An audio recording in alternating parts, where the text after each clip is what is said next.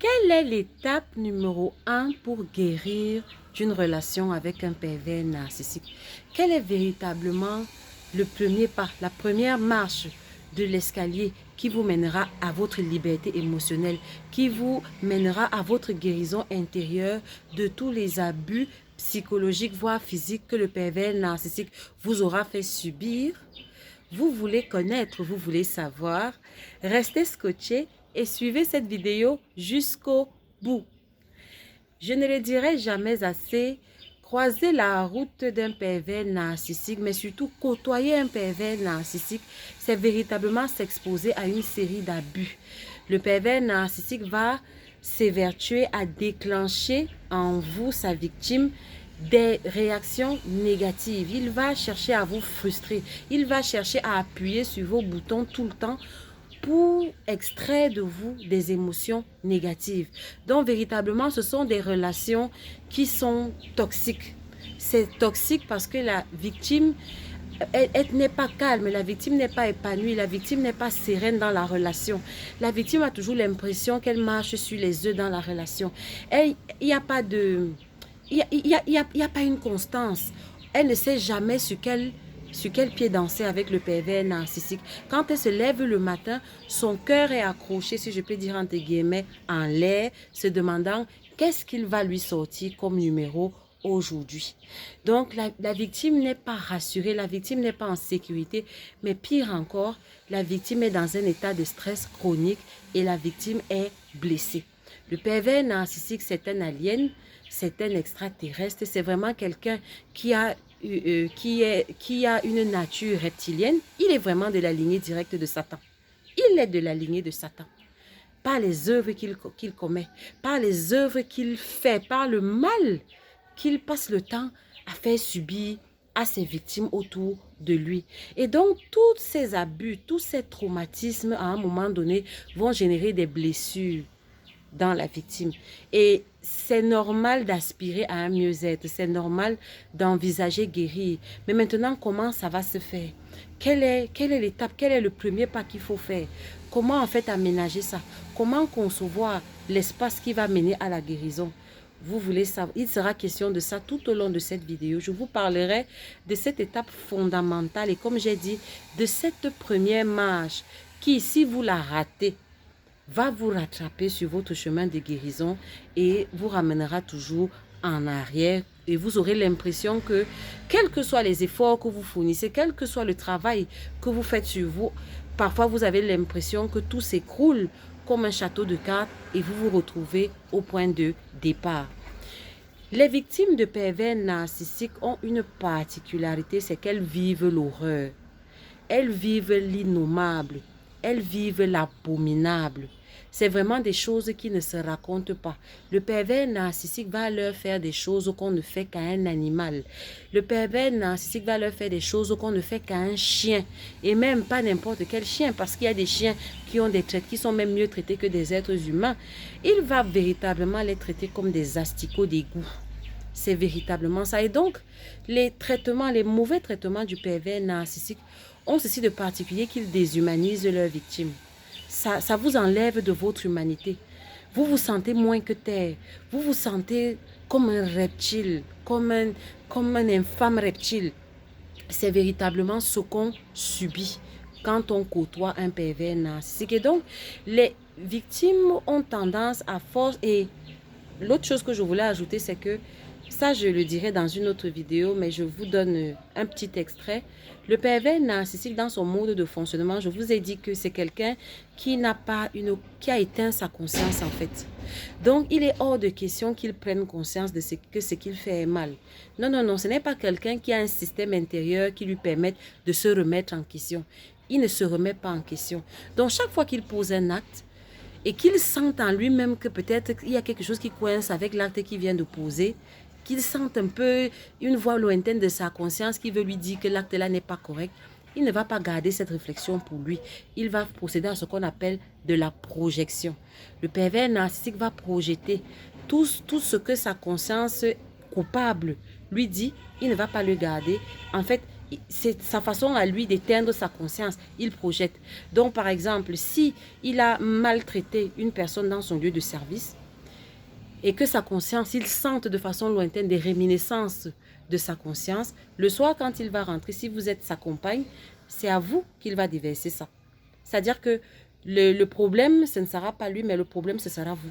C'est à cause de vous. C'est vous la coupable, c'est vous la fautive.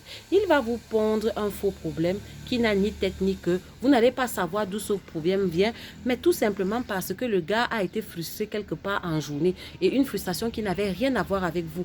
Mais vous devez savoir qu'en tant que victime, le contrat entre le pervers narcissique et vous, véritablement, vous êtes son papier hygiénique, si je peux dire entre guillemets. Vous êtes son PQ, si je peux dire entre guillemets, excusez-moi. Vous êtes son PQ.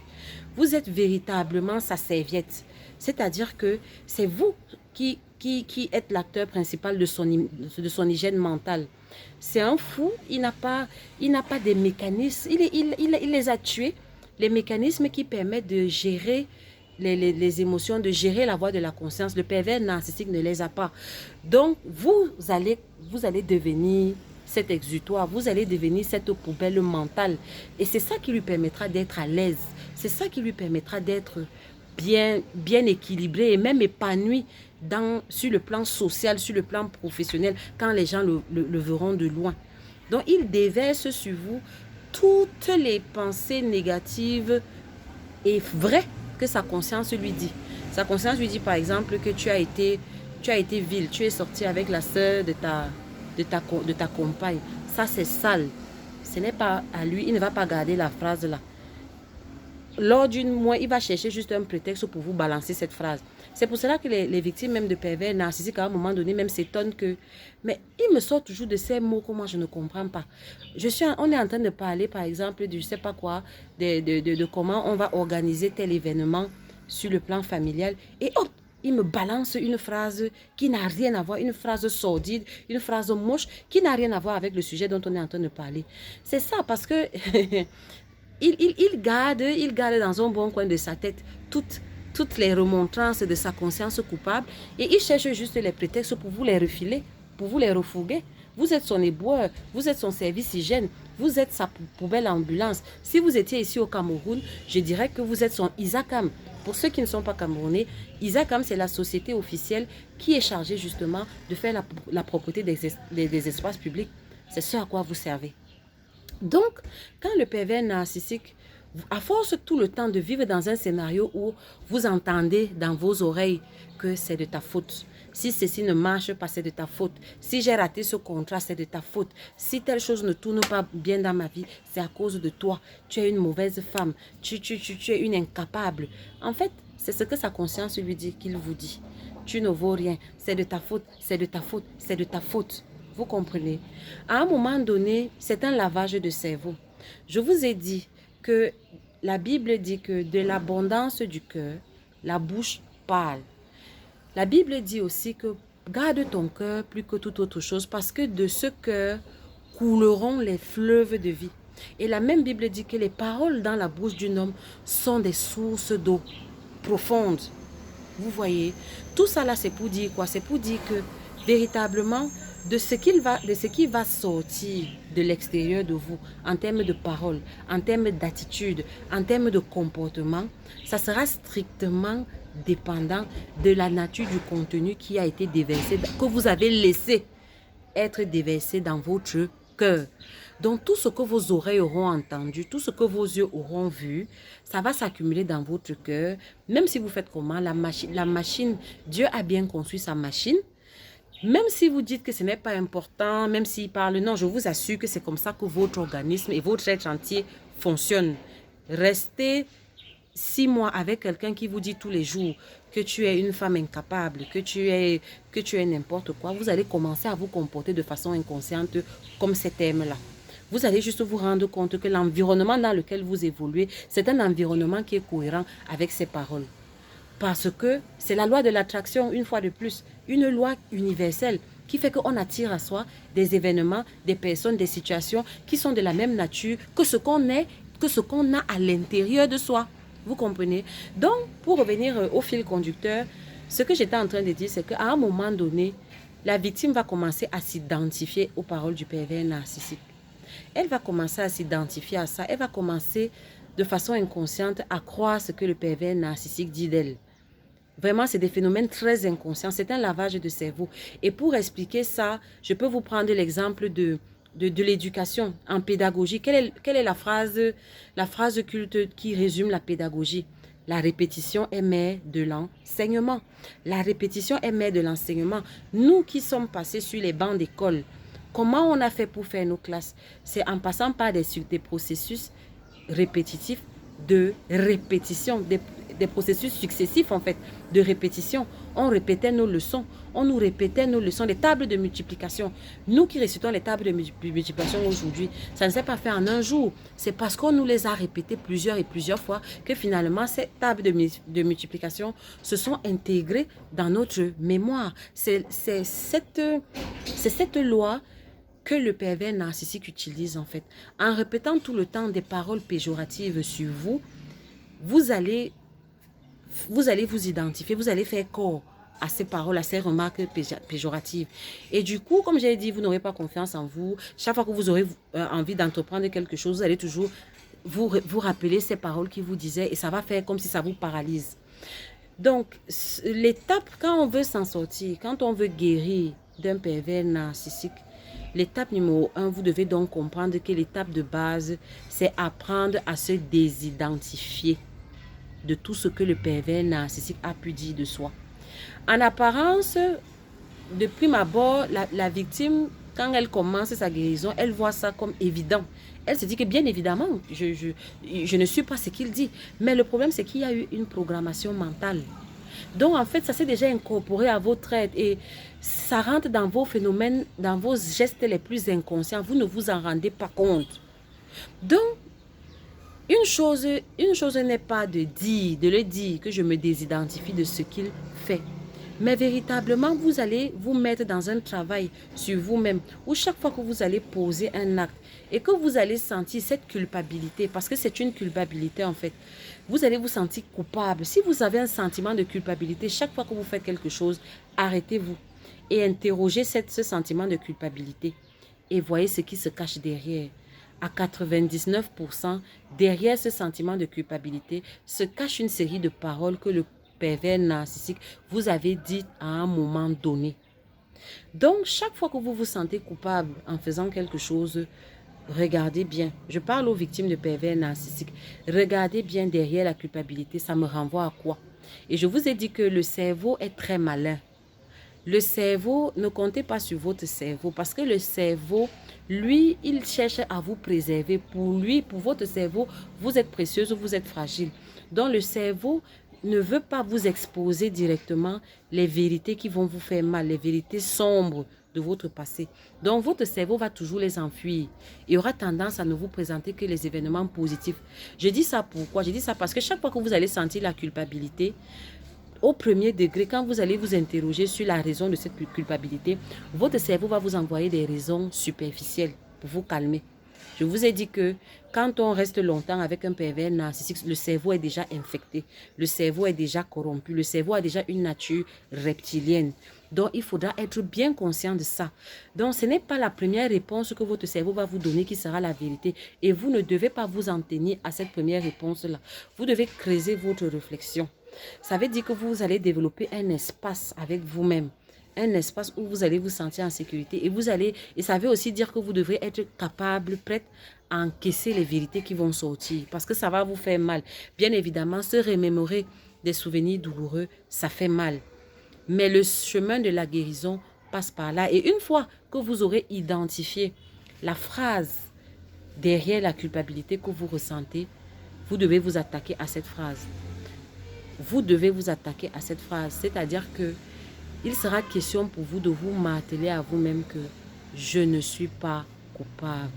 Je ne suis pas responsable. Je ne suis pas ce qu'il disait.